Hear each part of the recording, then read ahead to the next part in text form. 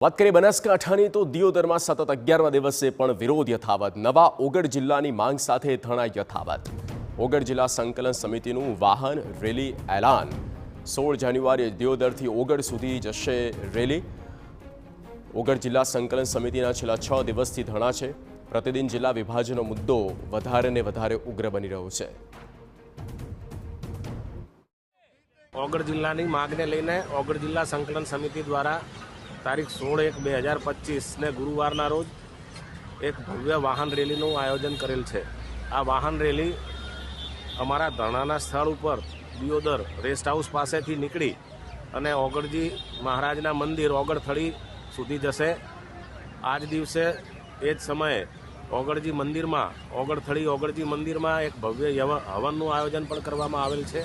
તો તમામ મિત્રોને વિનંતી કે આ વાહન રેલીમાં સૌ જોડાય।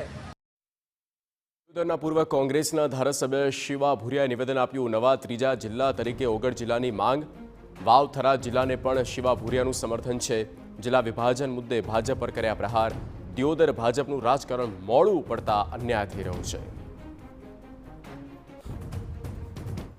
ઓગળ જિલ્લાની જે માગણી આપણા દિયોદર વિસ્તારના તમામ લોકોની છે એ વ્યાજબી છે અને અગાઉ પણ સરકારે ઘણી વખત સર્વે કરાવી અને ઘણી વખત ભાજપના જે શાસન બેઠેલા માણસોના મોઢે પણ અમે એવું મેં વાપર્યું હતું ભાઈ અમારે ઓગળ જિલ્લો બનાવવો એવી અમે અંતરમાં બનાસકાંઠાની 2 ને બદલે 3 જિલ્લા બનાવી નાખે તો એનો લાભ દિયોદરથી પૂરેપૂરો મળે અને આપણા ઓગળજી બાપાને પણ બધા કરવા પ્રાર્થના।